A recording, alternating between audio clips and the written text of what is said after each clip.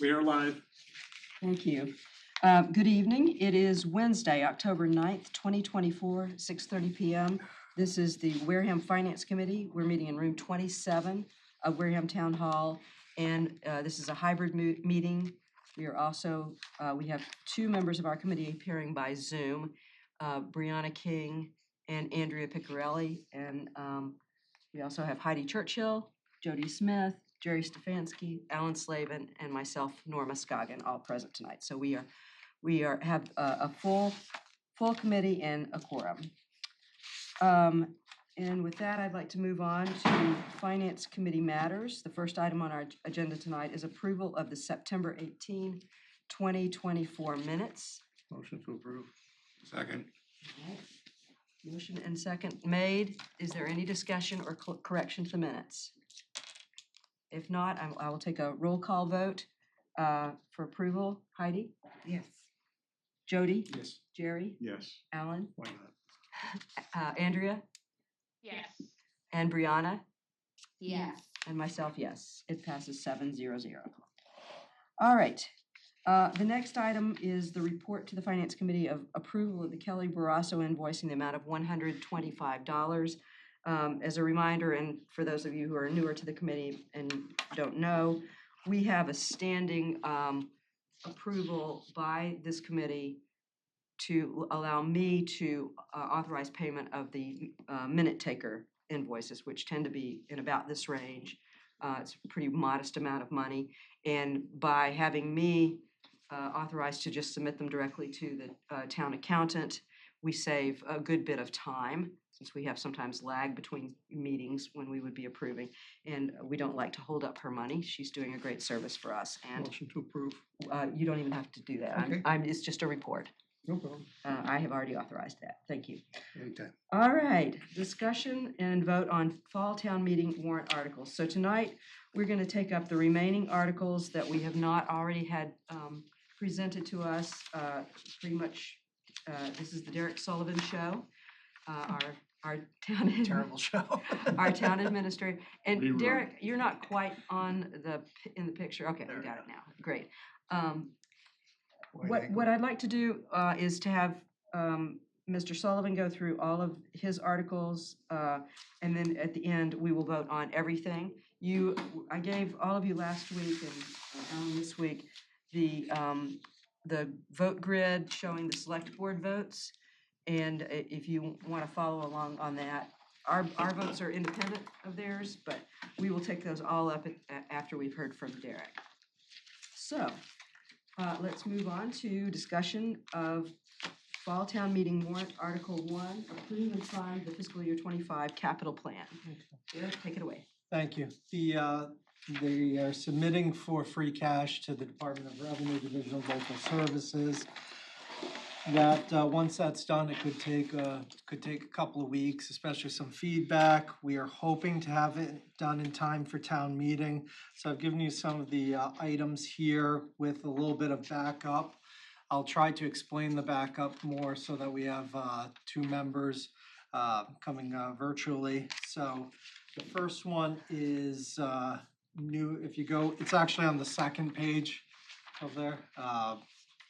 I'm anticipating, just so everybody knows, at least 6 million in free cash. It's where we've been for the last year or so, and looks to be trending in the same direction.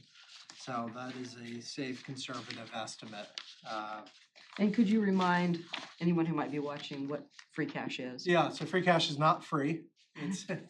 It's basically, it's available. Yeah, so at the end of the year, whatever you have for surplus revenue versus whatever you've actually expended from the fund balance, that remainder is called free cash.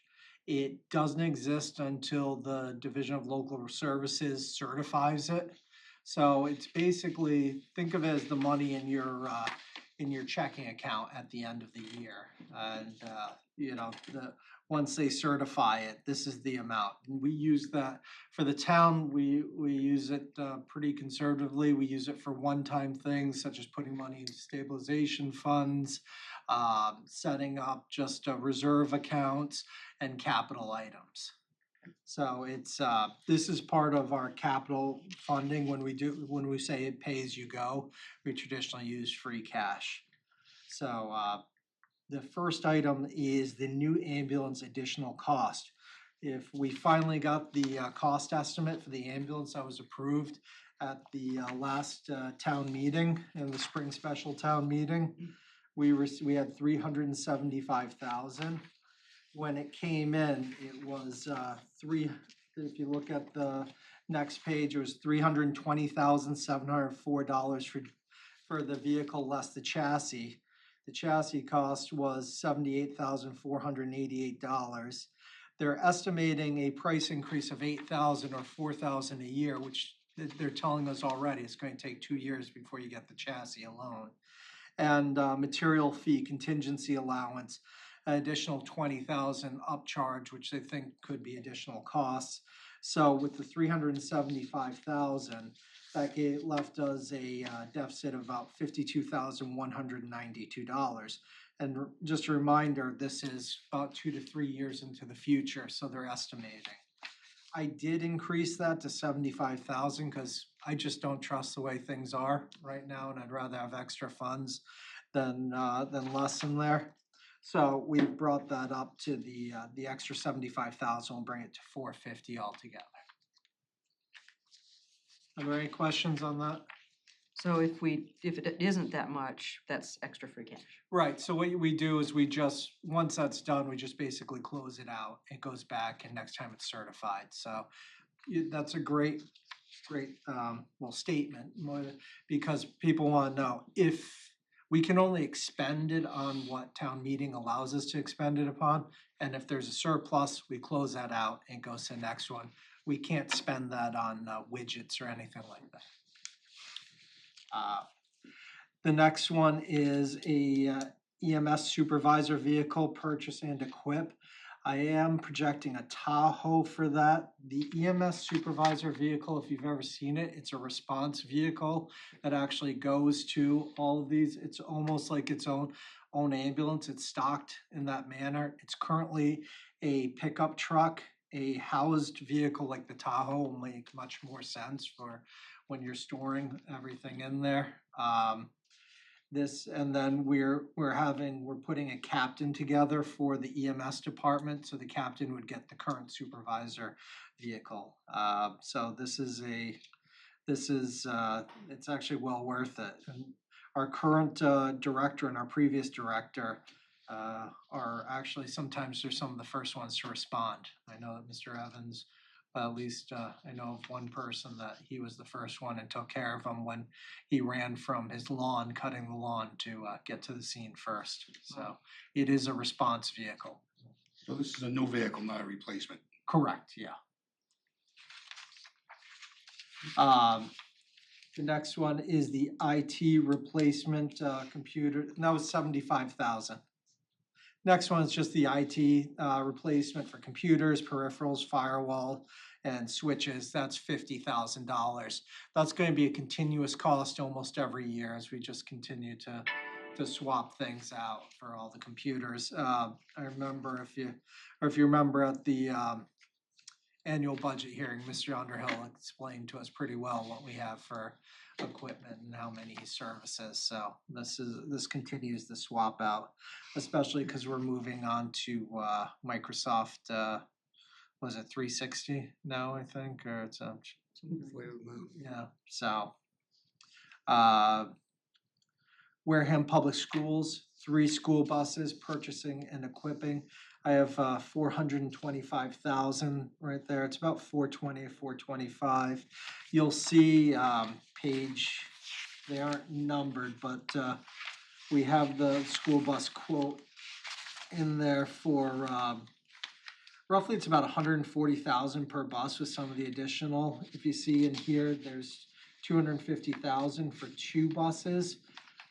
Those are spec'd out with an extended warranty package, but we also, with the cameras installed, I also want to spec it out. This may, there's going to be some people that will tell you how far they walked in the snow on their way to school. It's we don't have ACs in our buses, and we use some of those during the summer and things like that. It's, we break windows in cars when dogs are in them, so, it might be worth thinking about our kids for some ACs. So that's, I wanna see what the quote is, so this is a little higher. Again, if it's not expended, if it doesn't happen, it gets returned. These are gas engines. Yes, yeah, so we're gonna have really big issues with what's coming down the pike, January 2025. They are any vehicle over 8,500 gross vehicle weight. They're starting to mirror what California has for emissions. This is gonna be really difficult for our fleet vehicles. So the school department is moving away from diesel because of the DEF fluid, some of the other issues that they're having. They don't feel that the diesel's working out for them as well, but I am concerned. You'll see there's another municipal maintenance vehicle and I'm trying to get so we can purchase it and one for the school, which we'll go over. I'm trying to get these in and done before January 2025 because I just don't know what's really gonna happen. So if they're already ordered, we won't have to comply with those. Yeah, we're trying to rules. get them, that they have them in, cause these aren't as big of the, Lead time. like the big ones are taking years to come in, but. Yeah, so, May I ask a question? Yes. Has the school department considered electric buses, given the incentives that the state is offering to purchase electric over gas buses and to upgrade your fleets to electric? yeah, with some of the cities have been able to do that. I was speaking to the school, transportation manager today. Really love to see that tested out before we start getting into it. They are 300,000+. The incentives are pretty good, depending on what you get, but there's a substantial cost to them. That's twice what these are. Yeah, basically. so, yeah, they're well over 300,000, but also we are a really spread out community. And there was looking like for the runs that they were doing, they would not be able to make both runs or the runs without having to charge it. So it's looking like we may need 2 buses for one at this point. So that is 4 times as much. Yeah, so, The other issue, just so everybody understands, is the infrastructure needed for electrical vehicles is not the same as having gas or diesel vehicles, substantially more. Capture is slowly converting over to electric buses for certain lines, but again, it's Wareham's when we have the new depot coming, we'll have it there, but we can't use it for the town. Question, what's a REI camera? that's their camera that they have inside the vehicles. Now, does that record and then transmit, or is it just a recording, or? I do not know. Could be both. But it's a safety. I mean, like, is it real time or? Yeah, I know that they're able to access the recordings. I Yeah. don't know if it goes directly to the cloud or if it's, for lack of a better term, a little black box on there that's the recorder or what. So. I can Is that certainly something ask. that's required or just that we do? We do, I don't know that it's required, but I can tell you with the, you get complaints of bullying, Right. of some, other such things, it's really good to have on it, so. The other thing, so Derek didn't explain, years ago, the school department had buses that were 10 to 20 years old. There's a lot of safety issues. We came up with a program of replacing 4 buses every year with a 6-year lifespan. So you're constantly turning over, you always have buses in good shape. The maintenance costs are substantially reduced, et cetera. And that's why we do this now with the 3 to 4 buses every year. We still have a couple old ones. I've got a 2006 Freightliner, 2007 Thomas, Yep. another 2007 Thomas, another 2008 Bluebird, 4 more 2008 Bluebirds, 2010 Thomas. So we are still. Still got some old buses. Yeah, so We bought a bunch of used buses not too long ago, that's why. yeah, you can almost, if you want to see it's pretty interesting. You can almost see where the economy went, because then we go 2010, 2011, 2012, 2017s are the next go around. We're slowly getting there. So How many buses are in actual use? on a school day. I thought we had 23 or so on the, I'm just looking at the numbers. Might be slightly more because of the Yeah. small buses. You know, that's not including the special ed transportation or anything like that. I'm speaking about the 77 passenger. You almost could bifurcate it of the regular school runs and then the special ed runs, which are the in-district and out-of-district runs as well. So it's, I guess, not a bifurcation, it's three, trifurcate. Sure. Next one.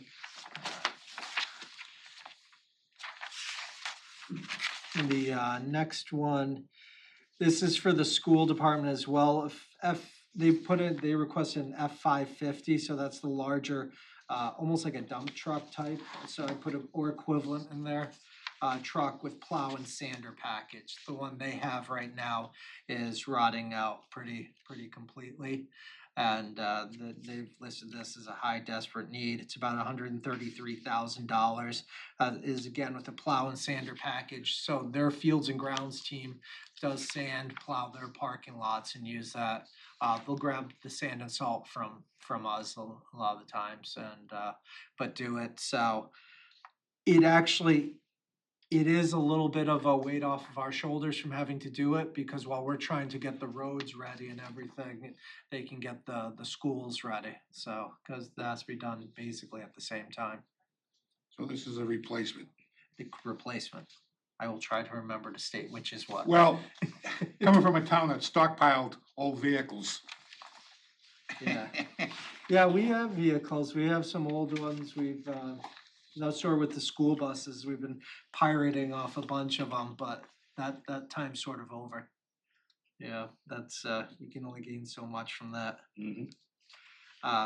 This is one that I also need to. It's something we've been talking about, and I need to bring it before capital planning. So I'm going to say that out loud before Alan says it. Is the town hall auditorium rehab and acoustics. We've replaced the roof on this building, section by section, the slate roof, then the rubber roof. We've, the slate roof was sliding off of the main part, cutting into the rubber roof, which was causing leaks in the auditorium. So we repaired the slate roof, then the rubber roof, then we had to repair the plaster in there. And we're just trying to rehab that and make that a really usable space. It is fantastic. We're estimating about $200,000. We're trying to get the quotes on it. What would that do? We're going to repaint the entire interior. We want to also get new, I guess you'd call them curtains, but on the stage, but also along the windows. Those are going to help with some of the acoustics. The wood in there, some of it needs to be rehabbed, the other just kind of cleaned up and stained, and then we're trying to get some more acoustic panels or something, or Wareham Media now will not really be able to effectively utilize the space for certain things. It's really, it's built for something if everybody in the audience is quiet, but the sound just bounces around there. So that'd also be part of, with the window replacement, hopefully, that would be part of setting it up, so. What will the seating capacity be? I'll tell you, it used to be listed 600 in there. I feel like that's pretty aggressive, so.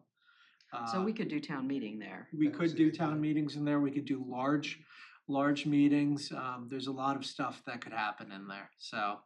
I think it's really, when you look at it, it's almost a third of this building. Yeah. And, part of what we also did was there was never any sort of ventilation in there. So now we have heat and AC, HVAC systems in there. It's a usable space. We also just redid all the lights in there. You used to not be able to see. Now you can see, now they're dimmable. It used to be where you had to go back behind the curtain and it looked like you were pulling the switch on the electric chair to get the lights on. So now you've got lights right when you're coming in. So we've done all these upgrades. Let's finish this off. It's been piecemeal and I think it's a tremendous space and something we can use. I also think it'd be nice to use for, for the area, you can almost do indoor winter markets or things such as that. So it could That's a really really good be, idea. once we get it all taken care of, it can be a nice event space. The acoustics are a key part of that, because if you've been in there when there's a bunch of people, Can't hear. yeah, it's bouncing, so. What's your hope to be able to use it for town meeting, let's say? Yeah, I You think look it'd at be, 27, 28, 26, I mean, I would love to go in 26, try and bring it in there. The only thing is, folks, with them fixing the lights at the at the high school, we've been told how much more comfortable those chairs are. Good point.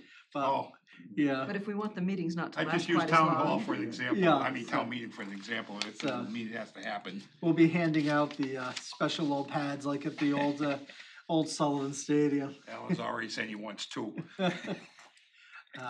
And we've got the screens in there. We actually have 3 screens set up for it. So we've hosted a few meetings. It's been really nice, but again, we just need to get this over the hump. So I would think the curtains would also help with glare on the screens, because I remember it can be hard to see those screens. it would be, it sounds like we're being excessive, but would really be nice if we could put the automatic curtains over the windows that you could bring up Yeah. and rise, so that's effective. That also, when you have a meeting, that's a great acoustic block to stop the things from going around. So we'd like to again we've had sound engineers in, we've been trying to get quotes on. I just want to get it done. So Yeah, we've talked about this for 15 years now. well, luckily I haven't been here 15. So. Yeah. That is again 200,000. This is one that I just wanted to, if we've got enough money, I put it in there. We're looking for the quote on it. The multi-service center generator, it's pretty strong, but it does not work for the elevator and a couple other functions. And it wasn't touching all the rooms. That we have our emergency operations center on the top floor now. That is hooked up to the current generator, but there's also the rest of the building. We'd like to see it upgraded and be usable in the event of, I mean, everybody's listening to Hurricane Milton right now. That's one of our main spots. It's even with maybe a 15-foot flood, a surge would get us, but it's outside of the high flood zone, and it's a good spot for it. So we currently have an extra chair that the COA put in that rides the rail up and down in the event of it. But I'd like to see us get this taken care of. I would think with so many senior activities over there, that's having the elevator work is really, really important. The next one is, I put a couple of these items together. So core cut saw. What we're looking at is, if you've ever seen somebody cutting through the cement with the big saw, that's it. This is it's about a $26,000 cost. The reason being, the handheld one that you can do small cuts if you're just trying to, cut around a catch basin or something, but you can't use that for the long runs that we've been using it. We've been either renting or borrowing.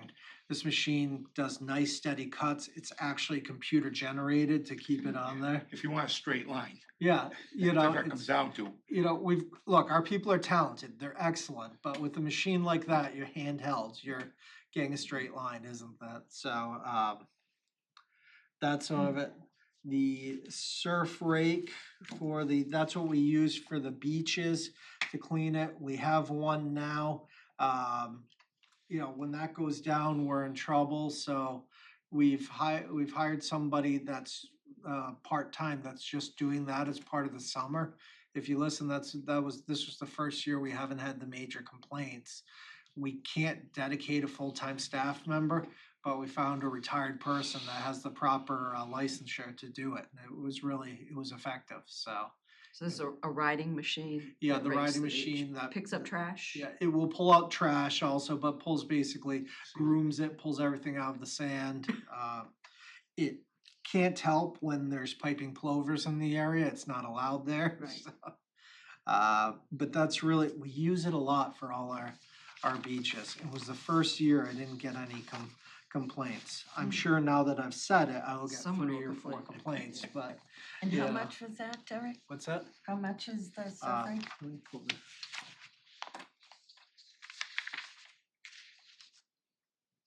$85,000. The next one in there should be the whacker. Yep, the sidewalk machine. Sounds like I'm making up the name. That's the name of the company. And that's the articulating one. If you've seen it before, it can go right through the middle. They're really narrow, can go on the sidewalk. We, through one of the sheriff's departments, we've received about 5 attachments for this that would fit this. That does from snow plowing, like a snow thrower, to all sorts of other functions. We used to have the bombardier that were bombardier, however you want, so that used to ride the sidewalk. That is toast. This one will do it for a large amount of snow, but it's also good for going around our paths, cutting, doing other things. Because of the way it moves, it can really go around the corners, go into tight spots, and it's an effective piece of machinery. Municipal maintenance uses it. They bring them on some of the sites, especially when they're doing some of the cemetery work or moving gear around. It's been really effective. Would this be the only one we have? No, we have another one, but that one's starting to go Okay. on us. But it wouldn't be too bad if we could have the 2 of them going if we had a major storm or something like that. We haven't seen that in a few years, but that's usually, seems like that's cyclical. And that is to purchase and equip. When I put purchase and equip, when you see on these, sometimes that's getting the stickers, if you're putting radios, other such things in there. If we say just purchase the machine, you can't use the funding towards outfitting and equipping it. The next one is the Municipal Maintenance Department, 3,500 utility truck with plow, purchase and equip. That is the almost those little 3,500, not really little, but 3,500 dump trucks. And I'd like to try and get that in before January 2025. So that's about $95,000. I think the difference is we wouldn't need a sander for the back of this one. We already have them if we're going to utilize them. These are sort of our big workhorses that when you see The 6 wheelers. Yeah, when you see them going around. What make? This 3,500. I'm assuming that's Chevy. So we've been buying more of the Chevy on there. Yeah, that's what I'd like to see. Sometimes it's easier if we can purchase all the same ones, but if the school wants what they want, I'd prefer to see we have kind of a similar fleet. But we do change things in and out. For a while, we were going with Ram because they were doing better, but as the models change, sometimes they don't, different things happen. They're not as reliable, so. On that item there, it's 3,500 comes, standard or heavy duty. You might want to list heavy duty because that means it's a dually, which would be more useful long term. Okay. Weight capacity is substantially higher. I think it's 10,000 pounds more of towing. I think I'd specify it that way. That way you can always do less if you want just a regular 3,500. Okay. Thank you. Wareham PD, I did add an extra vehicle. This is 4 vehicles to purchase and equip. Should be cruisers. I believe will be one unmarked, so 3 cruisers. This would get us out. It would be all Tahoes that we have now. We have a couple of the older Explorers that we still have that are being used on shift. Then we can push those off shift, and they can be the detail vehicles. They're starting to get pretty worn down. So that's about 32,000. I do have, if you look in here, in the package, you'll see the breakdown of the Tahoes. So, and actually one of the pages didn't go over, but it's about $71,100, almost $85. Then the vaults in there, which is the kit out that you can put in the back for, that they utilize for some of their gear. And the radio brings it up to about 75,000. Then we might need to move some of the other equipment around, or just some of the stickers, certain things like that. But these are pretty well equipped and outfitted when you buy them from. These are the quotes from McGovern, and we've been purchasing through the Plymouth County bid for municipal vehicles. So that Public gets us a safety. break on the price. Yeah, you get a little cheaper. The actual unit itself, when you look at a vehicle, is the Tahoe is $50,134. And then you have all these additional things that you're outfitting, from the push bars to the light bars to the, just everything that they have that upgrades it for a police officer vehicle. So Plymouth County has their own bid list per se? Yeah, Do they, a lot more than vehicles on there? I mean, if you wanted to buy fertilizer. that's how we get our salt. They do a salt bid. They do fuel bids as well.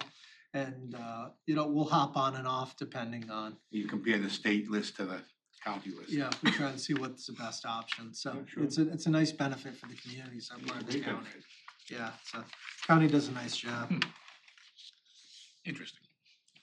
It's been available for a long time. Bourne Hill Tower Radio System Shelter Project, $50,000. That's where our communications are. We have the communication towers. What people probably don't know, that's on the water tower. There's buildings that house all the equipment. That's the generator. That's all the electrical for our radio relays for when power goes down or other things. The building that we have now isn't just obsolete, it's crumbling. It's I don't know how best to put it, but it's a squirrel nest haven. So we've been working with, we utilize it for police, EMS, and the fire departments. This is, they've been able to get a new shelter, I guess they refer to as a shelter for it, through Wareham Fire, to get it installed. And then this would be our portion. We'll do the electrical and just working together on it. So it's about $50,000. And I think it's one of those things we need to have, so.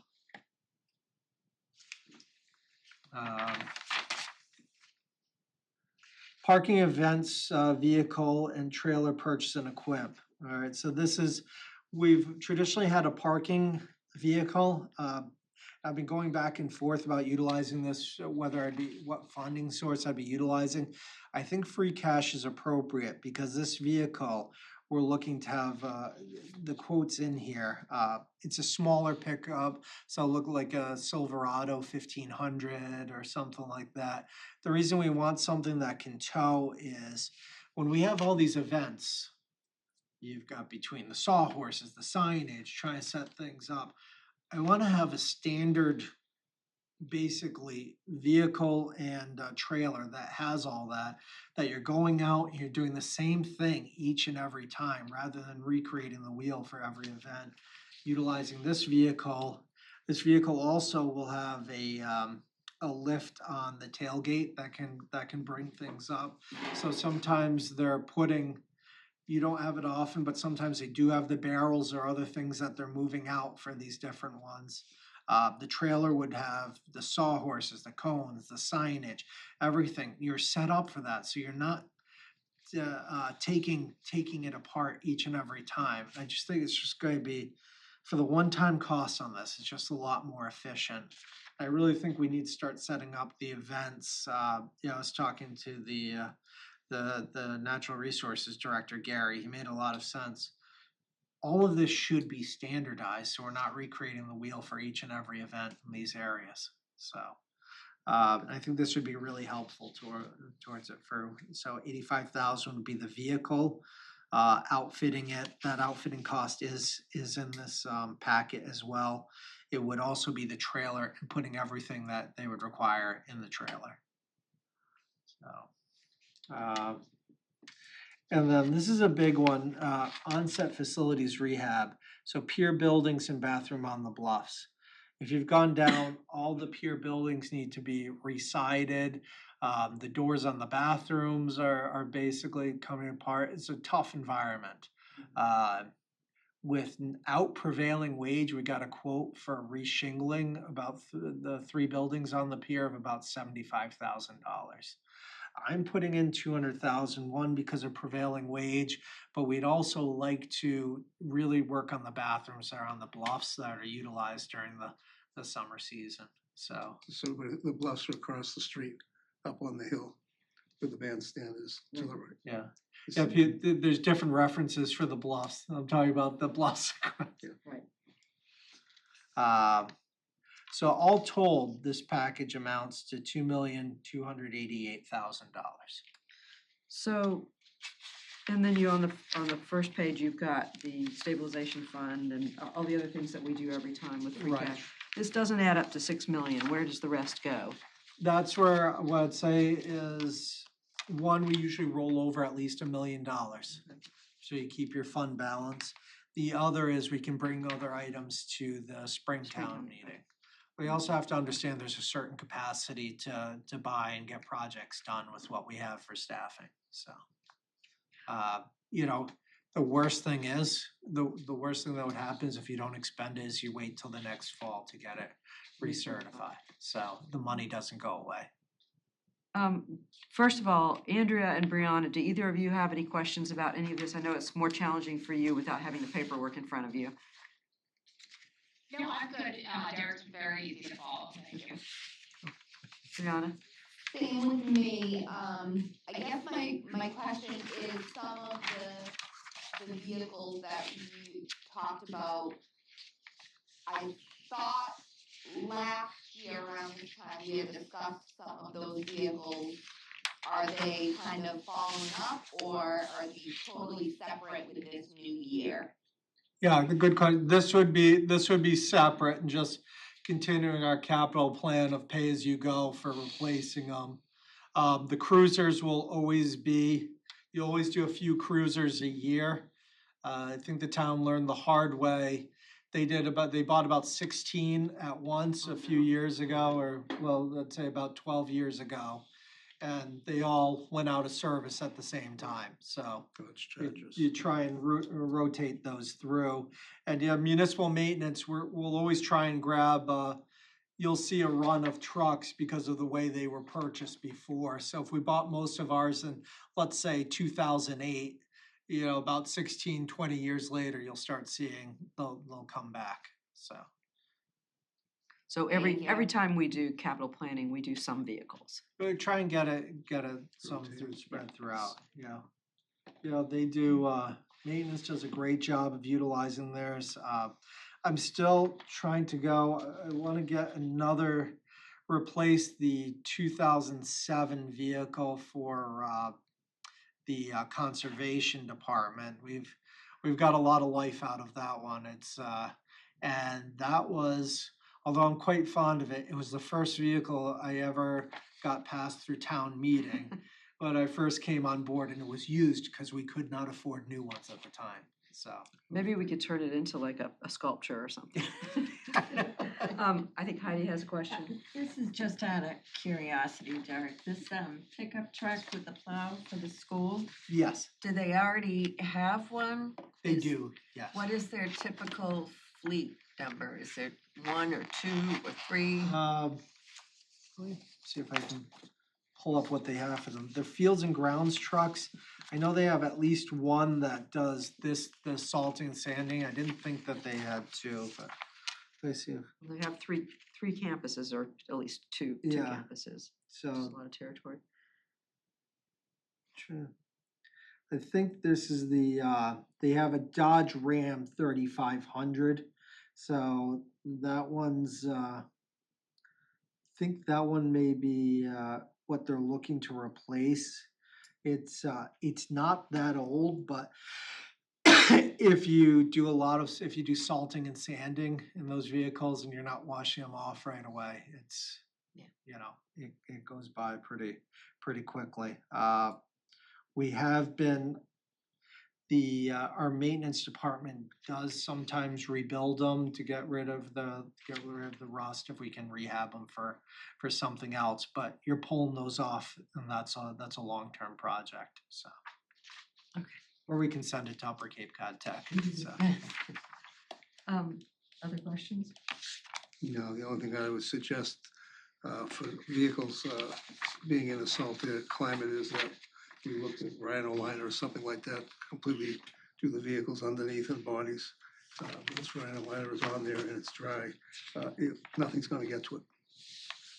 It's an extra expense, but it saves everything, especially when we have salt in the ground and everything Right. else. Would that be part of purchase and equip? Yeah, because So we could use, you could Yeah. use this money for. when you buy the something like that. vehicles, they can actually install it before it goes out the door.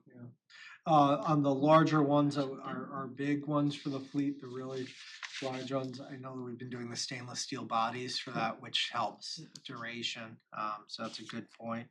We have been, like, the police department has set up accounts with some of the car wash places, which may sound crazy, but No, it we the makes sense. police, but they can run them through there, and that's what we're trying to promote to keep those vehicles in good shape. You have to take care of your stuff. Right, yeah, so. Pay me now or pay me later. Anything else? Yes, one other question, Derek. Yep. With the ordering of all the vehicles, primarily trucks, I suppose, I have a good friend who's the head of DPW in Easton, and he's got a 2.5 year to 3 year wait on Ford pickup trucks. Yeah, we've got them for the larger chassis vehicles, like the ones that we Dump push through. trucks, I should say, Yeah, I'm so, sorry.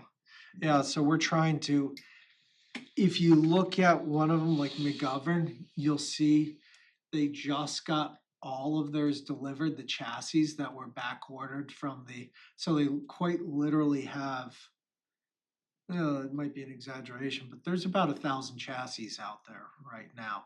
So the chassis are arriving, but to actually outfit them with the box and everything's taking a long duration as well. So that's why we're trying to hopefully sneak one or two in, and if somebody cancels an order or something, and I don't know why they do that, but stranger things have happened. Sure. So, but you're correct, just like the ambulance, we're expecting 2 to 3 years. That was like last town meeting, we purchased 2 of the larger vehicles that were about 20 years old, and they're still operating, still going, but we know it would be about a 3-year projection to get those outfitted. We just got the chassis in for the ambulance that we ordered 3 years ago. So part of capital planning is building in that lead time that you know you're gonna Yeah, need. so, and that's why it's, and it used to be that you could write in there that if they didn't deliver in a certain time, you'd have a per diem cost where they'd have to pay you. Now they just say no. Yeah. So if they say, if you wanna do that, go find somebody else, I'll deliver it to you, so. They have the leverage. All right, if that's all on capital plan, let's move on to Article 2, transfer of available funds. So that is on the front page. The first one is the stabilization fund. And this is the nominal amount that we put in there now of 150,000. Our current balance in the stabilization fund is, as of September 30th, was $5,128,698.47. So, yeah, I won't read it. So the new balance would be plus that 150,000. You want at least 5%. It used to be at least 3 to 5. Now they're moving towards the 7 to 10% range. If you look at our operating budget, we're about, depending if you keep the assessments in there and stuff, about an $80 million. So, 5% of that's in the 4 million range, 7 about 5.6. So we're right in the range. We were getting about 4.75% on the money market. It's down to 4.25 with the change on the Fed rate. So we're also earning about 200,000 a year on it. So this sort of just keeps us ahead of it. We could put more in if we wanted to at this point, but I think that keeps us in a nice range. It was originally working with, when I came on board, we had about 440,000 in the stabilization fund. Year two, we ended up getting up to about 700. We had to actually borrow against that because the cruiser started breaking. So we were really draconian for a while, and the finance committee backed us up. It was good, where we're putting half of all the free cash we received into the stabilization fund. And at that point, you're about $1 to $2 million because things were so rough. Was your annual free cash number. So it's something to be proud of that helped us to get the AA+ bond rating. So. And could you explain what a stabilization fund is? Yeah, that's essentially your rainy day fund. So the money that goes in there, we can't withdraw it to expend on any sort of items without town meeting approval. So this could be when COVID hit is a perfect example. When we were trying to balance out the budget, we did not know what we were going to get for state aid, and which is approximately 25% of our revenues. So we ended up having we did a nice conservative state aid number and took 600,000 out of our stabilization fund just to make things work. And when we finally got, I think that year it was closer to September or October, they set the state budget. They kept things a little bit higher than even, so we were in great shape. And we ended up putting the 600,000 back in. You can temporarily borrow when you've got a big project like the school roof project. You can temporarily borrow against yourself to utilize that if you don't want to go out to bond costs on it. So it's a helpful mechanism, and the Standard and Poor's looks upon it when setting your bond rating, wants to make sure that you have that, and it's one of the signs of a well operating community. So. And what's the amount you want to transfer? 150,000. Okay. And that's right on, if you go to the first page of this okay. packet. Yeah. Sorry. Okay. So The second one, B, is the OPEB trust fund. OPEB is other post-employment benefits. So that's other than your pension benefit. This is retirees' medical health. I think the plan runs, it's about $420 a month, but all in, and the split between the town and the retirees is 75-25. So. and that includes the 50-50? 50. Yeah. so that includes all employees, including school employees, That is all non-teachers. non-teachers. Okay. Non-teachers have a separate pension system funded through the state. And that covers their health insurance. Well, they've got their pension. Then their health insurance, you'll see in our state assessments, we get charged approximately between 1.4, 1.5 million. That's through the GIC of the state. So we pay for it, but in a different way. Correct, yes.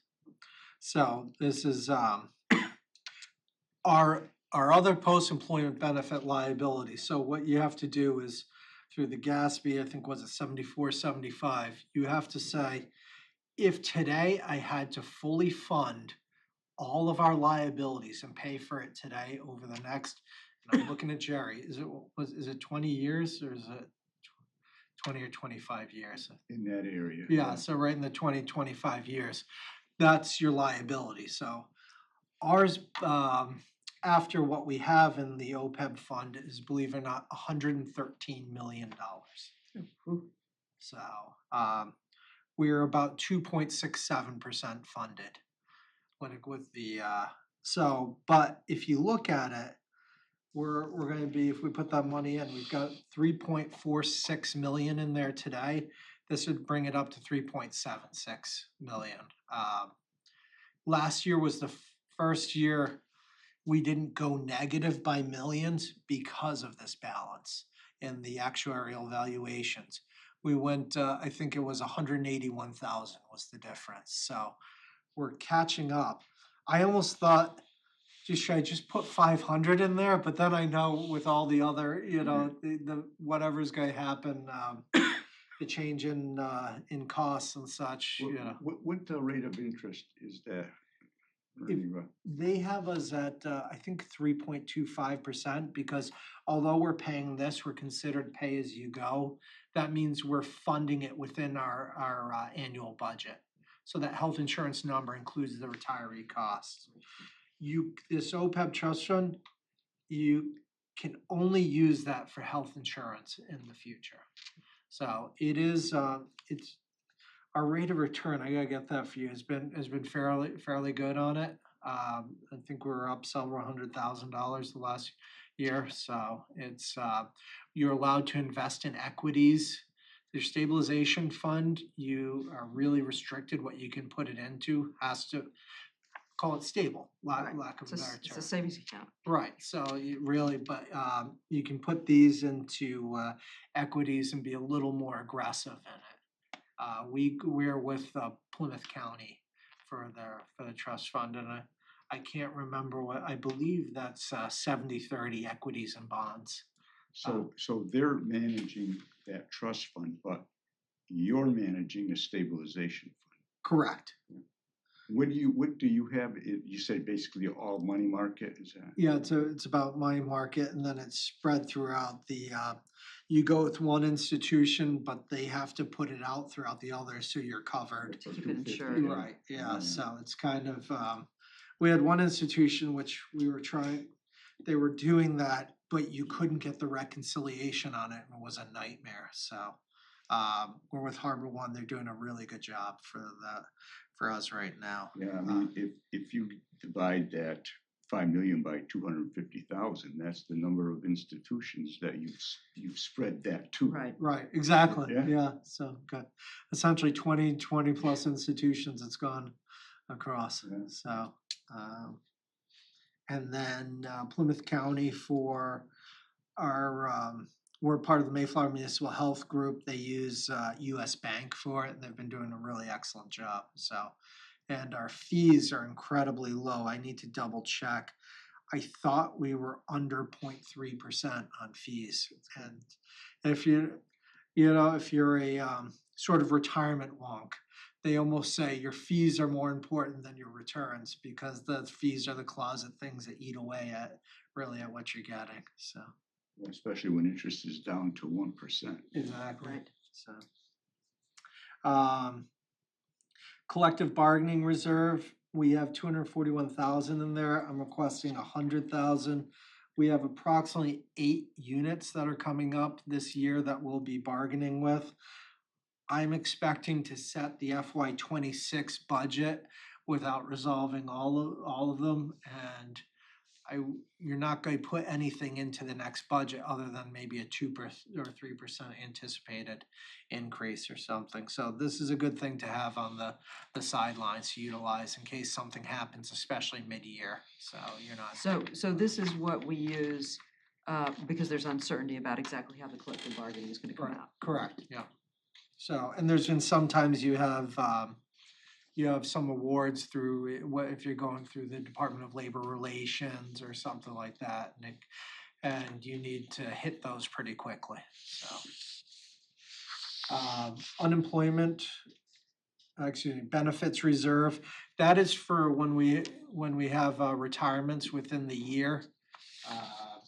What we used to do was say, all right, we're just not hiring somebody for 3 months to pay off what it was to pay the benefits due them for vacation, sick, any other sort of buyouts that they may have. It's not really efficient way to run when you're low staffed already. So we use this, you hit off against it, and you can hire right around the same time if you can find the people to hire. How much time can they accumulate, sick and vacation? It's different by any Each unit? union contract, yeah, Okay. so we've tried to stabilize it with a lot of it, but vacation, except for some of the rollovers, vacation is what's due to them, say that you can have 50 days or something like that in some of the cases, so. The town for a long time, especially when there wasn't money, they gave time. So you'll go back in the 2000s, there was zeros, but there was time that was given. And it would probably be easier to, I won't get geopolitical, so it'd be easier to, pry their house away from them than it would be at that time. Is sick pay 100%? 50. 50 or 50 and 25, depending on what the, what's going on, so. So it's benefits reserve, they'd put it up to about 194, depending on the employee or the length of them. Most of the people that are retiring now, like I have 2 retirements that come in municipal maintenance, they're 20+ year employees, so, There's gonna be a lot there. yeah. Unemployment reserve, we used to budget unemployment, we don't do that anymore, we set it as a reserve. Last year, we expended approximately 123,000 from it. There's 540,000 in there, I'm not asking for any funds, but we did list it as just a pro forma within the article, so I wanted you to know why we do that, why we're not asking for it. Code enforcement derelict properties, there's currently a little over 73,000 in there, I'm asking for 200. I would say that's one of the biggest complaints we get. And we need some teeth, and sometimes that teeth involves money for taking down buildings. The one that was on Wareham Ave, that cost us over $50,000. So that was very expensive. I think that's a really excellent use of this kind of money, because that really makes a difference in our community. Yeah, because there's neighbors, those are impacted. There's a couple that we have our eyes on. Commercial ones would be way higher than this, but we also have we now have the hearing officer for 40U program, which allows us to, for a long time when we were taking people to court, you basically go to court and they'd say, the judge would say, "Are you going to do it?" "Yeah, I'll clean it up." "Okay, well, fines waived, and they might clean up and then they go right back at it. 40U allows you to have a hearing within the department, the town, if you will. So the fine is about $300 per diem. Go out there, they appeal them here. If they win, it's okay. If they don't, if the appeal doesn't go, they can do one more, but we are actually allowed to put it on their tax bill. That is the ultimate way to get compliance. We don't want to add to your taxes, but we do want you to be a good neighbor and take care of your property. This isn't for the person whose lawn is 4 inches when everybody else's is 3 inches. I think we all know the type of properties that this is for. It's the junkyards. Yeah, so it's the ones that are negatively impacting lives of their neighbors. Right.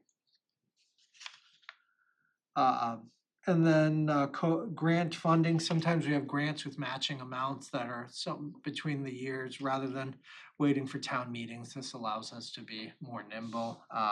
And we spent some money out of the other one. This would bring it up to, we currently have 94,000, a little over that. So this would bring it up to 194,000. All told, we're requesting 950,000 to be expended for these non-capital free cash items. Is that grant funding, is that enough, 100? I mean, It's yes and no. It's going to depend on some of them are a 10% match, but you can use in kind. So if planning's involved, the planning salaries, things such as that. So some require a cash match, but it's about 10% on some of those. So let's say we're using this all for one, and it was a 10% cash match. This would get us almost $2 million project. So. I just think this avoids the long wait for the next. Yeah. And if you had more money, I'd put more money into that. That just gives you an ability to move on fast. Yeah. You still get approval for that.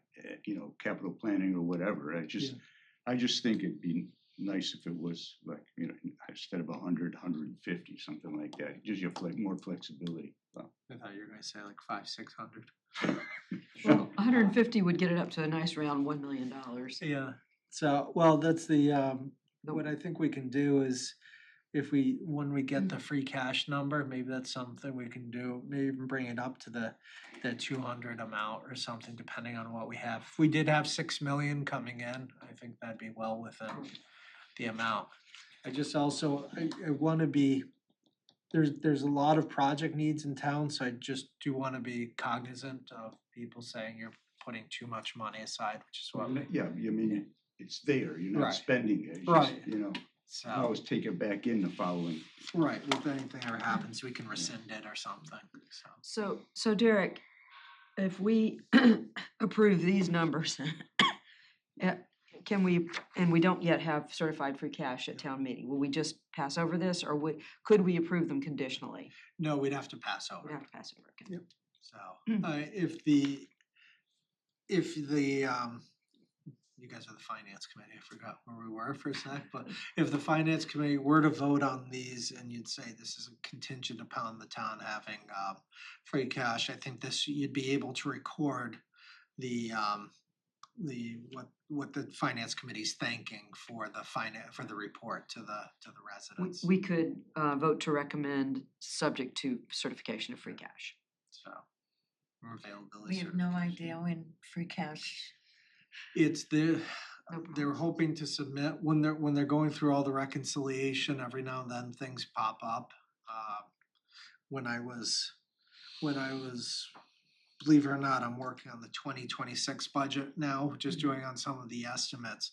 And something wasn't making sense to me, and it looked like one of the assessments was recorded incorrectly, and you know, it's a good and a bad thing that I caught it, came across it, ended up needing an additional delay to reconcile and fix that, but I mean, when you see the actual number of accounts, it's kind of, I'm amazed at how we get through anything, so it's, yeah, I got sent when I asked for some information, I actually got sent the bank statements, and I didn't pay attention to the size of it, and I started printing, and I'm hearing the printer go, so what the heck, 323 pages? No way, canceling, so.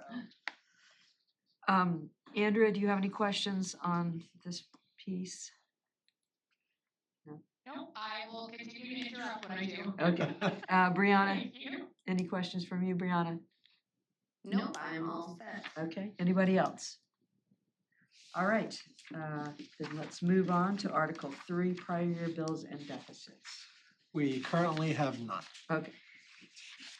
So, again, this is likely to be something we pass over. Correct, yeah. So if we're going to do it, I don't think we even have enough for a consent agenda, but I would ask to put in the consent agenda, so.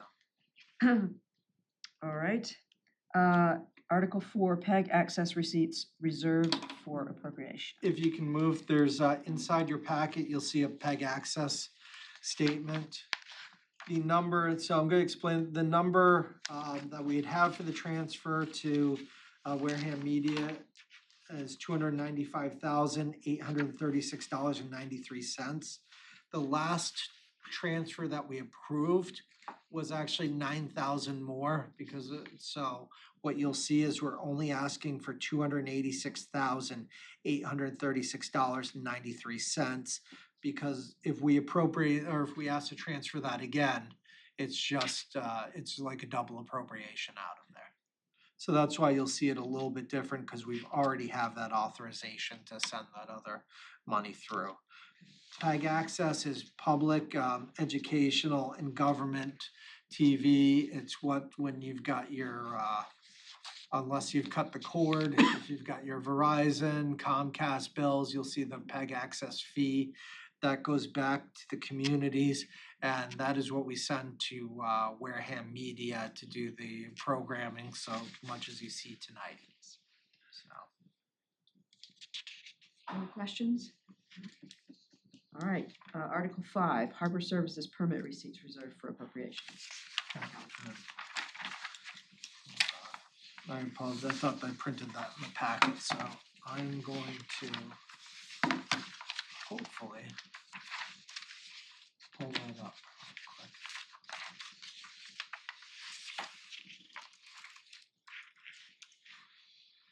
So you will be on the same wavelength as the Zoom folks.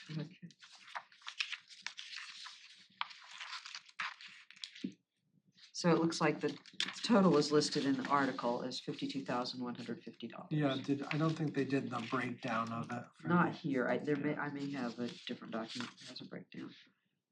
At the Selectmen's meeting, there was a breakdown. Yeah, there, let's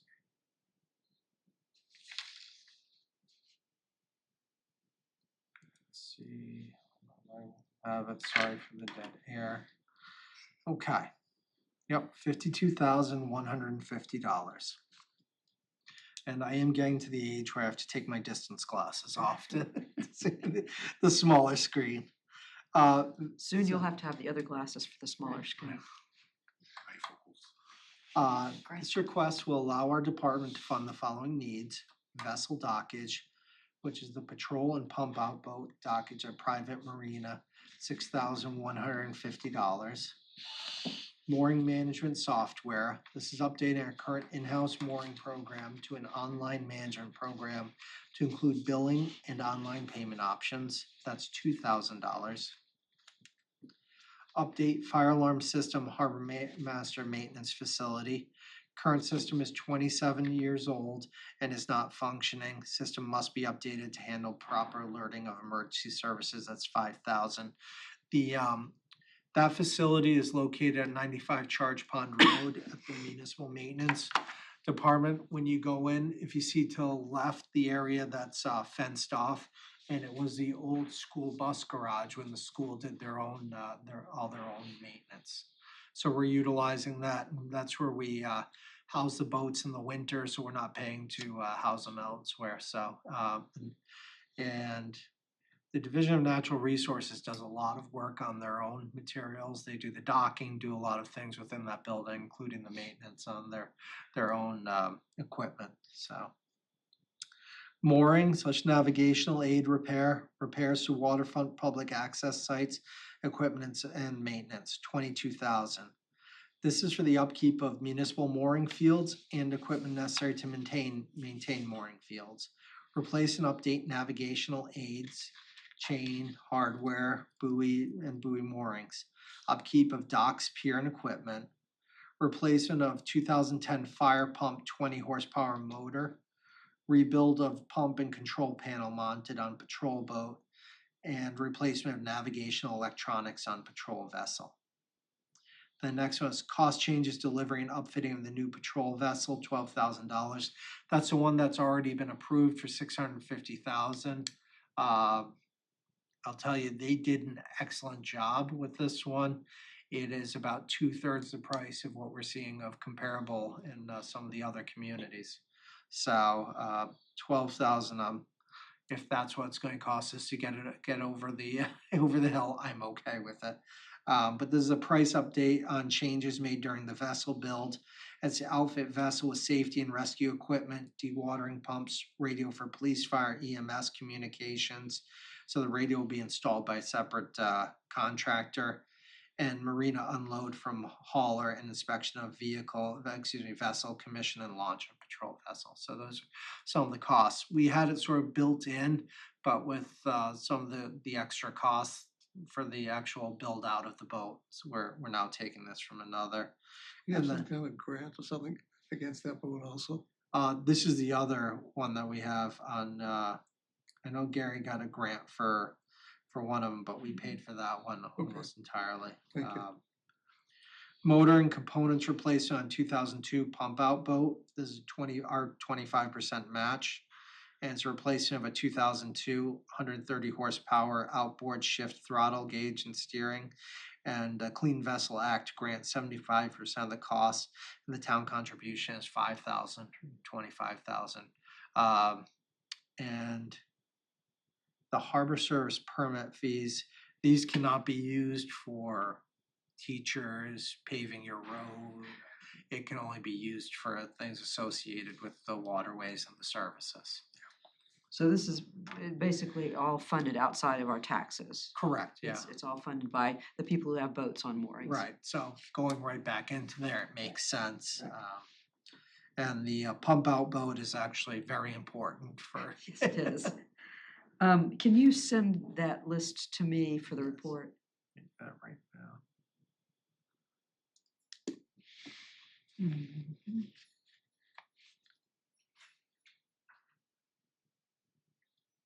I took notes, but your list will be better than mine. That's sent. Thank you. Any questions on any of that? All right. Article 6, Fund Parking Program. This is the, I'm asking for a total of 120,000 on this. This is to fund next year's parking program in the amount of $70,000. So there's an additional 50. What are we looking to do? That's to up, you're allowed through this to do sort of onset projects. That's including some of the parking signage, some of the other items within that sort of that onset area, but we're also looking for we're going to update some of the parking around Temple Lot, which is right between Hammond, 10th Street, Temple. There's approximately $36,000 worth of engineering, and that's for the parking, but also to update some of the playground and some of the other things in the area. When we redid the pickleball basketball courts, these are the funding sources we used, so it's an appropriate funding for it. This would leave a little over $425,000 in the account. We're trying not to expend this fund down, and I want people to understand, when we talk about the onset parking program, if you think we've generated this through what you pay for parking in front of your own house, no, that's a loss leader. You get about $10,000 in sticker revenue, and the costs greatly exceed that to operate the program, as you can see, of about $70,000. Really, the funding's coming through the kiosks. So that's where the money's coming from. So And it's really. what are the appropriate uses of that? Was there a sort of a broad? Yeah, well, category? we utilize it. It actually could have been the parking vehicle, as I said, but things associated with that area.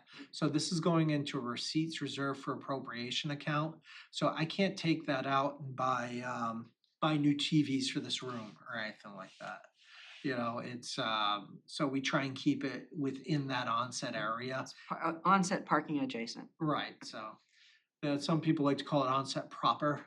That's but that's the onset village. It's got about 1 million different names. Right. So The program, do we take any money out of that for the community events committee, 45,000? Or are we just taking out of the hotel and motel tax? we've just been we take it out of the hotel motel for this Because the original article was both. yeah, it really shouldn't. Although there is a lot that goes into the OBA is a major contributor. yeah, it's a major part of it. But we've really, it says a percentage of each up to, and once you reach that up to number, we That's 45,000. So. Have they thought about, because I just got a ticket over in Plymouth, they ride around Why didn't you scan. get a ticket here? I thought I could beat it Nobody's for getting $2. tickets right now. But they just ride around and scan plates, We don't have the plate scanner on it. Well, because you could use that for the neighborhoods, the beach permits, I we mean, do and we don't. We've got the system set up where they've got their parking stuff for the actual kiosks. So that's like the pier, Temple Lot, Shell Point, some of Onset Ave and some of Union Ave. But they don't have it for the parking stickers. We've got just the regular sticker on there. Some of the places have almost, you can drive by and it's monitoring the who has a beach plate. sticker and who Yeah, doesn't, yeah. through the plate with the registration and plate. Want to try and get that set up actually for the transfer station, so we can register people on their plates, not worry about sending out stickers, things such as that. Yeah, with the technology, you know. Yeah, although some people love their sticker too, so. Not as much for the transfer station as for the onset parking. All right, other questions? Sure. Can the balance go towards fireworks? So this is my question to people with the fireworks. What funds does the fireworks generate for the community? Joy. Right. but I've been told that it's brings in major money. I don't know. Any of the businesses we've talked to have said no.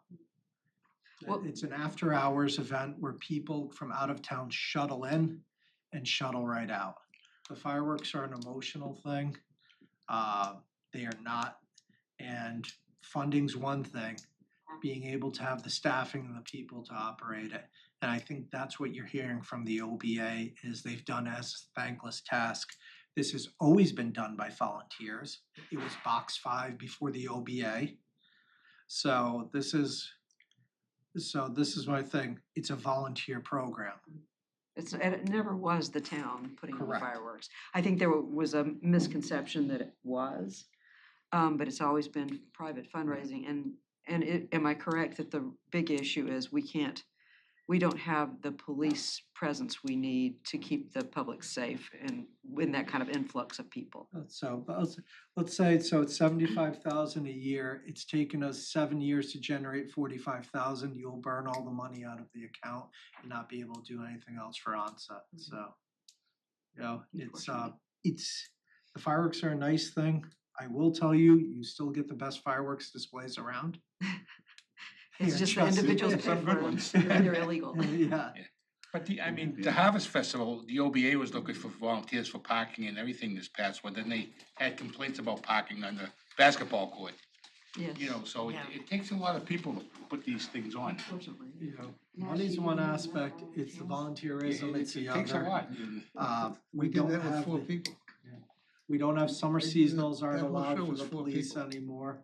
Right. I get it, it's nostalgic, it's a nice thing. We've tried to communicate with other communities Yeah. about doing it, sharing it with year in, year out, some don't wanna hear it, and I think until people start coming together, that's gonna be the decision. Yeah, I tried, I don't know, for probably the last 10 years to sit and talk about marrying a couple of the communities around us. And we would rotate fireworks, so it would, we would, cut the cost to a reasonable amount. Where community events committee could participate and put some money in. I've never got any traction from anybody. It's hard to get. And they burn the OBA out because they constantly complain that they never say thank you when they do that work. It's interesting, without fireworks, try and find a rental in that area. With fireworks, same thing, there's, go there on go to Mark Anthony's or Salerno's on the 4th of July weekend, try and get in there, same thing with the fireworks, there's, you're already packed, people are there, it's, And there are other places to see fireworks if you want to see a professional show. Anyway, Quite a few towns still do it.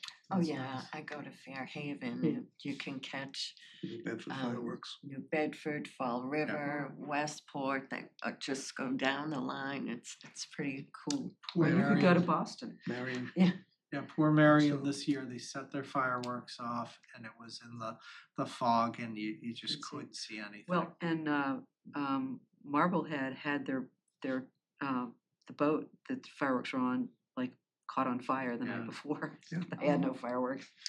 Yeah, So, it was bad. I was in Provincetown one year on the docks with a friend of mine's boat and stuff, and the boat three down from us in the water.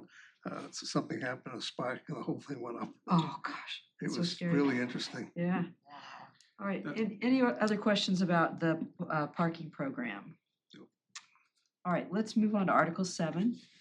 Accept gift of land located at 46 Minot Avenue. If you go through the next page, you'll see 46 Minot Ave is, I'm trying to describe it, it's, if you're going towards the school on your left-hand side, it's basically a piece of swampy land. We received a call from the owner of it, they would like to donate it. The assessed value of it is, I think, $14,100. It is swampland. Why am I saying, hey, this is a good idea? Well, good question. So this is coming to two reasons. we potentially have the shared use path coming along, and we might have to do some takings on it anyways. I'd rather just have it donated than having to spend the money on the takings, and we potentially could use it for drainage. It is abutting other town parcels, so it makes sense. Or, you know, sometimes on parcels like this, the people just stop paying, and it's called land of low value. It's not worth foreclosing on and going through, and it goes through this whole rigmarole. And at some point, we have to deal with it. So this is the easiest option. So how much tax revenue are we losing here? You won't lose anything because it actually gets spread out across everyone. But if you divide that 14,000 by the $10 and then $1,000, I think you're losing what, about $1.40 or something like that. So, I think we can afford it. yeah. All right, any other questions about that? Nope. All right, I think I apologize. I think we're at $140. 140, still.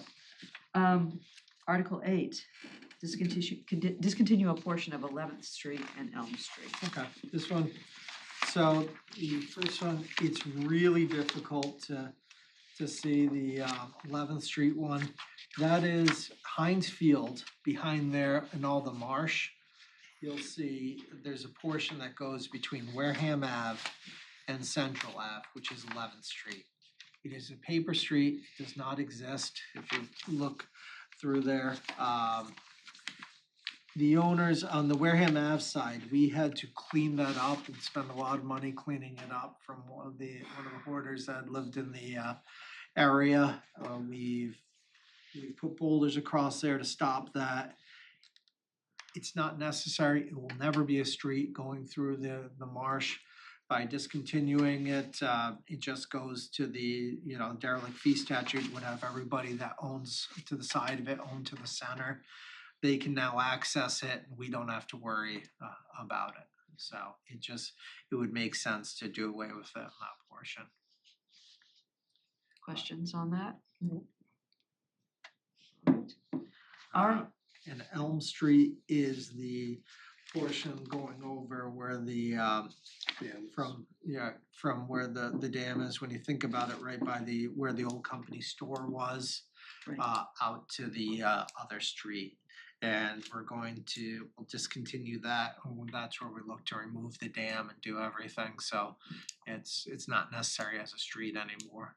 So, I know that was a bit of a favorite cut through, but Mill Pond Diner is now. yeah. Yeah, right.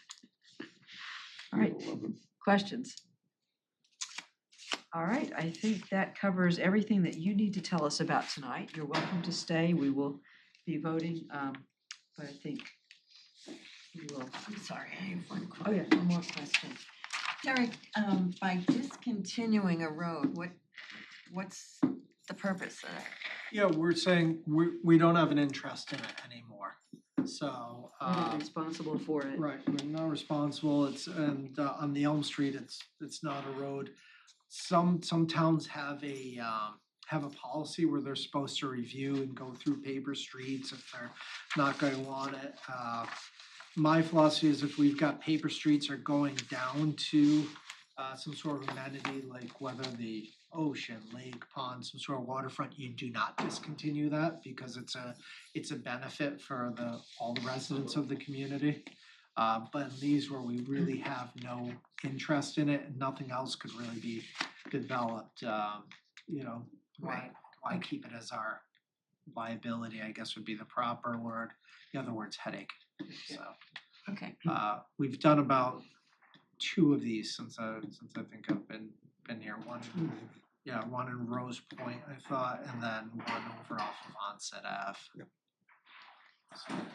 Sort of cleaning up the records. Yeah. These are like subdivisions that get laid out, going back to the 50s actually. And the subdivision was never fully built out. So on paper, if you go to the registry of deeds, it shows what we call a paper road. Yeah. But it's still gonna be developed most likely. In some of them, if there's a big tree that's on there and it falls, then the neighbors are sure to tell us we need to clean it up. It's a town Right. tree. So, Now we can say it's not ours. yeah. All right. Thank you, Derek.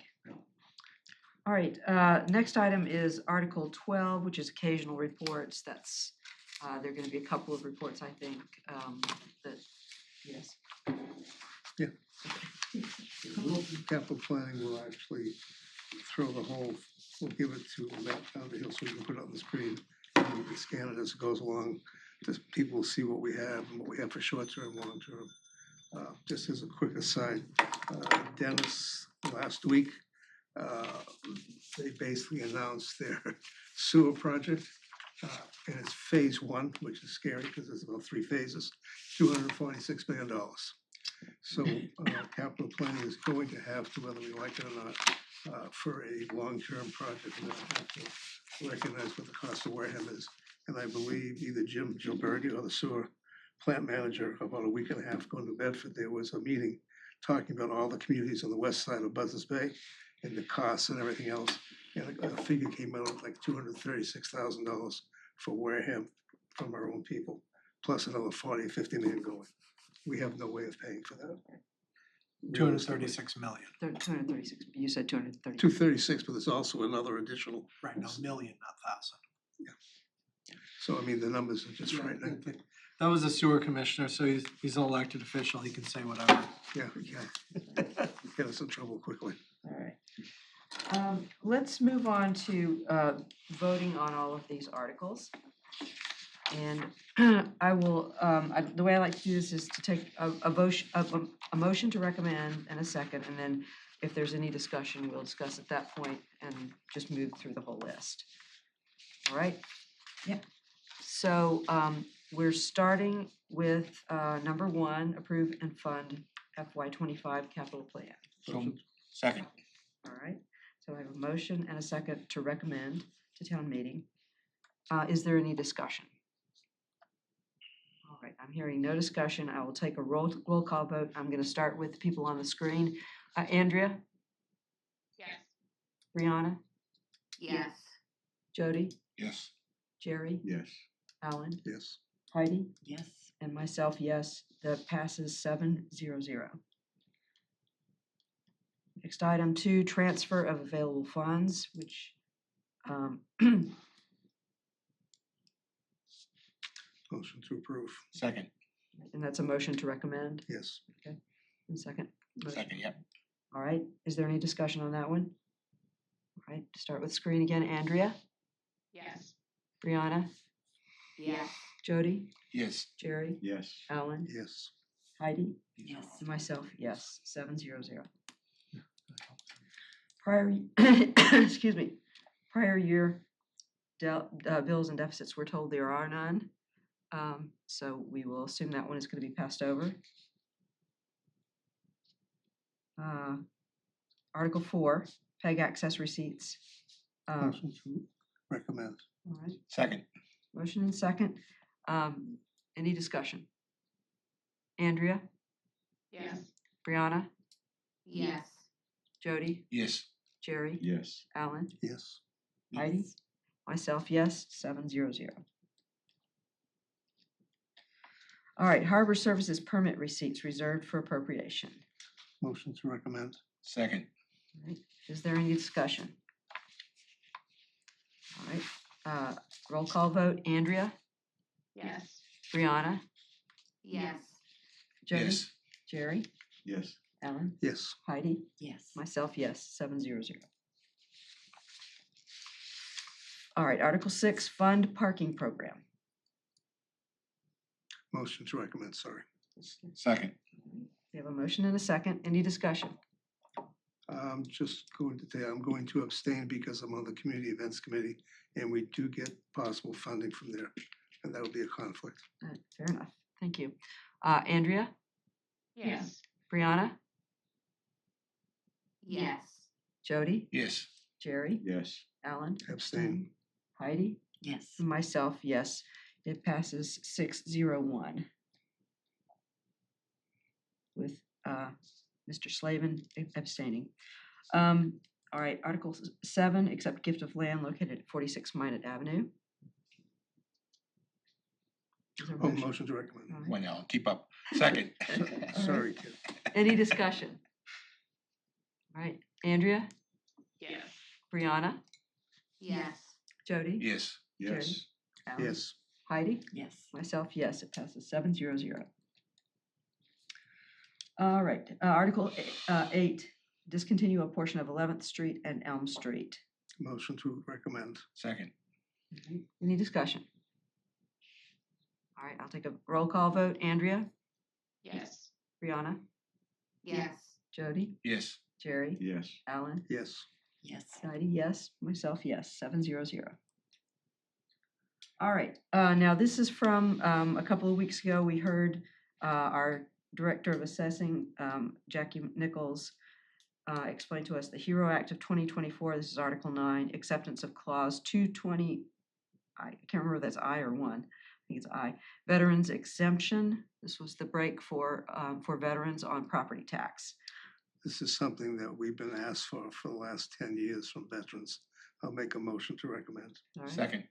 Is there any discussion other than the fact that it's been 10 years? I think this is actually an excellent program, and it's actually quite low cost to the town. And I would assume a great help to some people. All right, I'll take a roll call vote. Andrea, Yes. Brianna, Yes. Jody, Yes. Jerry, Yes. Alan, Yes. Heidi, Yes. myself, yes, 700. Article 10, the senior exemption, local option clause 41C, a similar break on property taxes for very low income elderly people in our Motion town. to recommend. Second. Is there any discussion? Again, I think a big help to some people and not much cost to us. I'll take a roll call vote.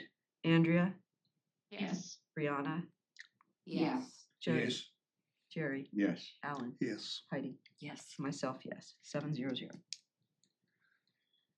All right, Article 11, Chapter 90, 17C, Section 17C acceptance. This is the proposal to allow the town to put a 25-mile-per-hour speed limit where not otherwise indicated in congested areas.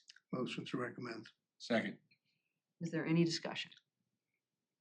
All right, I'll call for a roll call vote. Andrea, Yes. Brianna, Yes. Jody, Yes. Jerry, Yes. Alan, Yes. and Heidi? Yes. Myself, yes, 700. Occasional reports. Do we want to recommend that the town hear occasional reports? Motion to recommend. Second. Any discussion? All right, roll call vote. Andrea, Yes. Brianna, Yes. Jody, Yes. Jerry, Yes. Alan, Alan's going to abstain because he has to do the report. okay, Heidi, Yes. and myself, yes, 601, with Alan Slavin abstaining.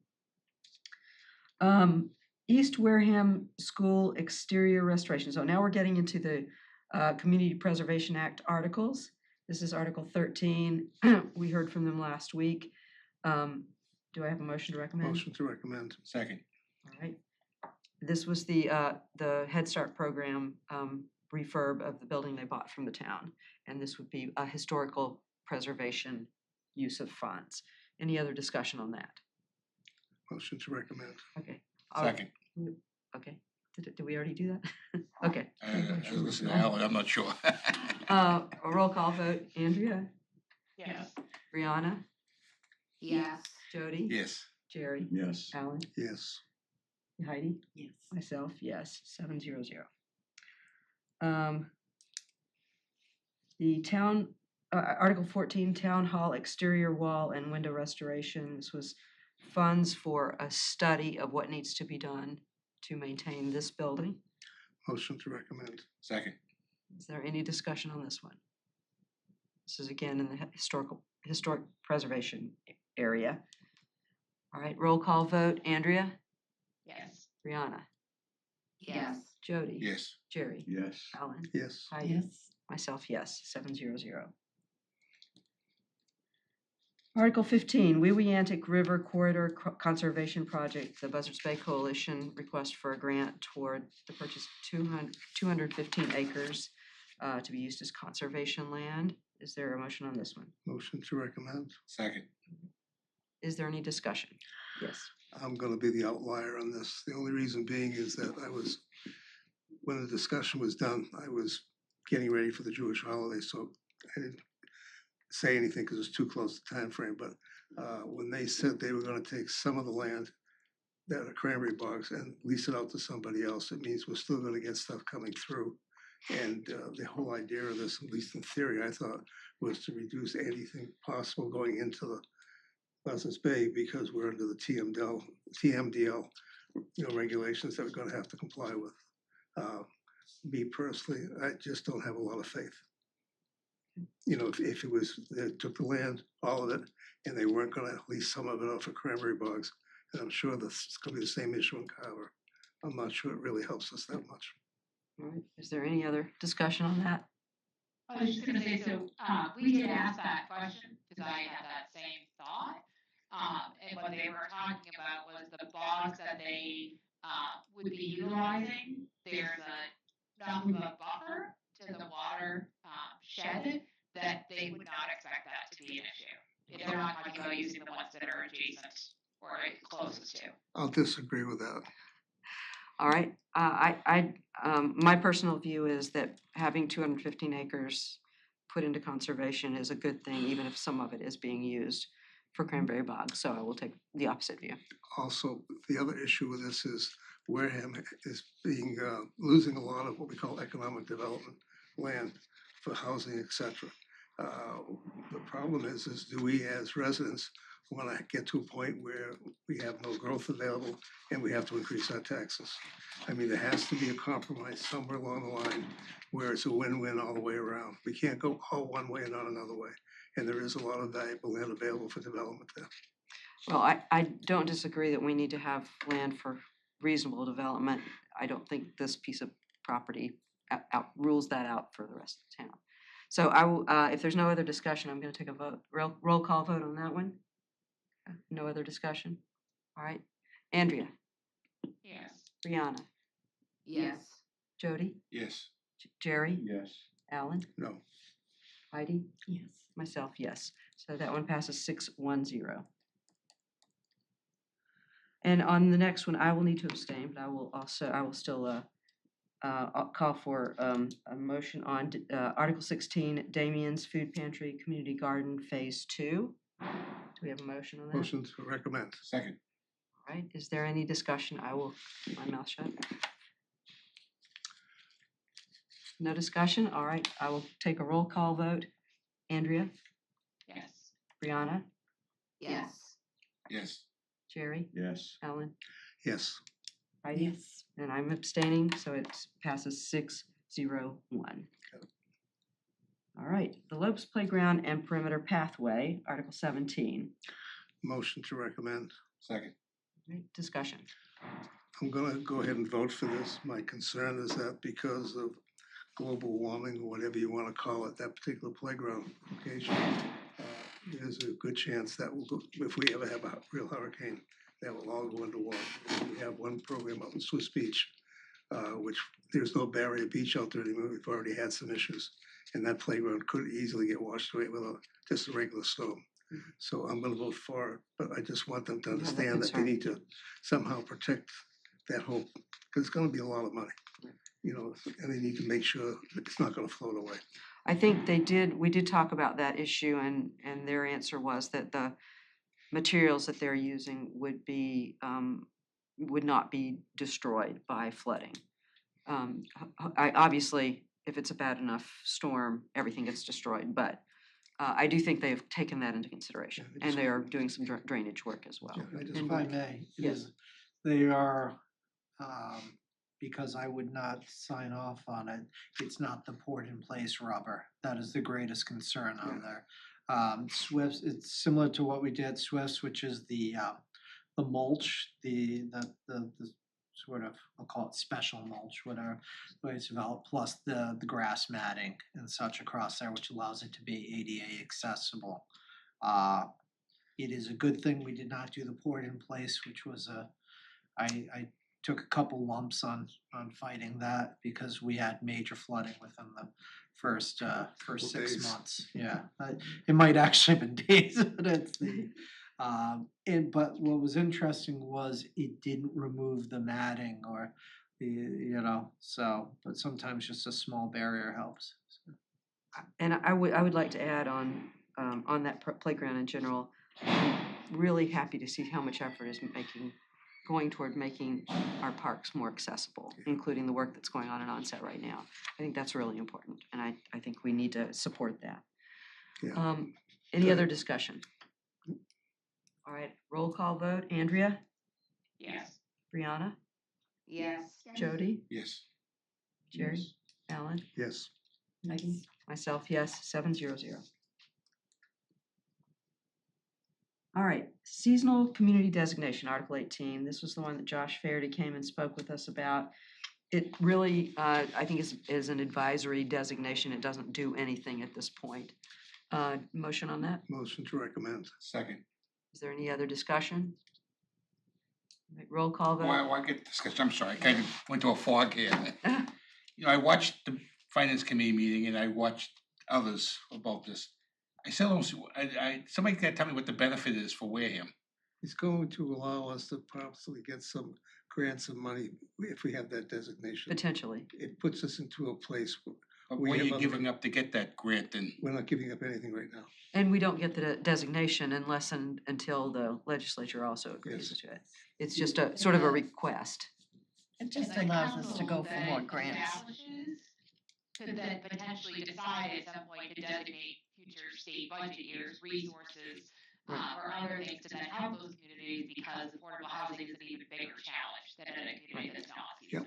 So it doesn't hurt you to be a part of it and it may potentially benefit you Right, in the future. that's my understanding. And nothing happens unless and until we are designated. This is sort of a request. It may not require a town meeting vote. We're Right. trying to be a little proactive on it. And additionally, one of the things is we don't want to go completely backwards where all these accessory dwelling units are short-term Airbnbs. This can help stop that.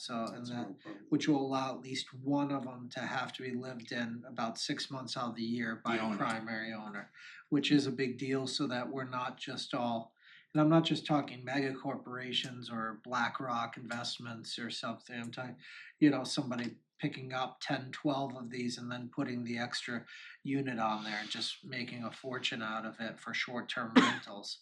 Because we know that a lot of our residents can't afford to live here. We know that in some of the lotteries recently for the 40Bs, there haven't been that many Wareham residents applying for it because it's still too expensive for them, and that's That's a problem. Problem It with is a being in problem. the Boston housing market. Yeah, that's shameful. So That's my opinion. And nothing we can do about it. Yeah, it's Well, shameful. I think, cause I questioned this when I was on the land trust, Where the housing trust? the housing trust. It's something that I guess we would have to approach Elizabeth Warren, but I think we should get a team together to work on this, cause it really is important. It will stop attracting developers because they can charge higher rents because we're in the Boston market. And if we can get into the New Bedford market, this would help so much. We wouldn't be so attractive to all the 40B developers out there. And it will lower the income, so Wareham residents will be able to live in Would be these eligible. developments. it would be a $800 to a little over $900 difference a month for Yeah. Which each is Yeah, huge, that's absolutely huge, huge. yes. And I think that especially Wareham, we've got all the proof in the world to show that we do not belong in the Boston metro area for rents. We just don't. I'll give you some history. I've been at that for a while. Bonnie Frank, when he set up his area, we got included in his area for voting. Bonnie Frank, through HUD, put us into the Boston area. We cannot get out of it on our own. It's up to HUD to make the change. Once every 3 years, they review it. Congressman Keating did reach out and they said, good luck. They didn't do anything. It's almost impossible to change. Well, I It's do not think we don't it's, want to, it's just so you understand, Yeah. this is something that we inherited. We didn't ask for it. All right, any other discussion on the seasonal community designation? And hearing none, I'll call for a roll call vote. Andrea, Yes. Brianna, Yes. Jody, Yes. Jerry, Yes. Alan, Yes, Heidi, Yes. myself, yes, 700. And on Article 19, it is my understanding that that is going to be passed over. Derek, is that? Yeah, that's Accurate. the plan, and we will be setting up a special town meeting in January, approximately January 13th, I believe. The reason being is we truly have no guidance on this, and it's too iffy. you're right, would like to see if the Executive Office of Housing Living Communities will provide that guidance before February, so it's January's basically our last bite. I'd like to give them the as opportunity, much time as so what we're asking the residents to do is the right thing. We have the best information possible. I think that makes sense. Motion to hold or no action, whichever word you'd like to use. Do we actually need to vote on that? I mean, if it's gonna get passed over anyway, I don't think we have to make a recommendation. Well, you can just put down in your report, just says no action. Okay. Okay, so there's a motion for no action. Is there a second? Second. Any discussion on that? All right, roll call vote. Andrea, Yes. Brianna, Yes. Jody, Yes. Jerry, Yes. Alan, Yes, Heidi, Yes. myself, yes, 700. All right, next item is liaison reports. Does anybody have anything else they wanna bring up tonight? Yes, capital planning, we met, we've had discussions with the town administrator about the makeup of the capital planning board. I've sent off a recommendation just for Mr. Sullivan to look at our next meeting, I think it's a week or so. Basically, what we're looking at is not locking in the town administrator, the town accountant, or the town treasurer to have to be there. They can send a designee anytime they want. It makes life a lot easier. And we have the 7 members as far as voting. The town accountant will be an ex officio non-voting member. As far as that goes. We also changed, thanks to Jerry, we've changed what we call capital. Most departments have a capital account anyways, but the capital account is like a new vehicle is $25,000. Anything else is like 50,000. It basically means everything's a capital item has to go through. We're going to raise the numbers. We'll go to Springtown meeting because it's a bylaw. It's where that actually appears. And we're going to change the numbers up to between 100 and 125,000 per item. It'll be listed out there for everybody to look at. so, That's and it. we're in keeping with the current price of things. We're trying to stay within the price of things, but some of the stuff is going up 30 and 40%, which is almost impossible. You know, but at least we make it reasonable because half the items on Derek's list for capital wouldn't have to be this way. They could be in the department capital listing. And we're not taking advantage or doing something that the town would like us to do. But it's what it is today. When $1 is worth 20 cents, that's about it. Anything else? I have one thing. We had talked last week about, I can't make Concom meetings, but I don't see any minutes. Okay, I have not followed up on that. Okay. Thank you for reminding me. Oh, my wife will like that one. Yeah, She'll be thrilled. Oh, she'll be thrilled. Don't all tell right. her it was me, that's I know nothing. All right, under any other business not reasonably anticipated 48 hours prior to this meeting, just want to make sure everyone is aware that a former FinCom member, Bob White, who is also key in then WCTV until his retirement, has passed away, and there's a memorial service for him at Onset Base Center on October 26th from 2 to 4. Just want to make sure people know about that. And our next meeting will be just prior to town meeting. So at 6:30 p.m. on October 28th, we'll have a very brief meeting to, in case there's anything that we need to change or reconsider or anything last minute that we need to do. But it will be very brief. And then town meeting is at 7. And I will be working on the report and getting that finished next week. So, Let me Motion to adjourn. Second, All right, I'll roll call vote on motion to adjourn. Andrea? Yes. Brianna? Yes. Jody? Yes. Jerry? Yes. Alan? Yes. Heidi? Myself, yes. It passes 7-0-0. Thank you very much, everyone. Great work.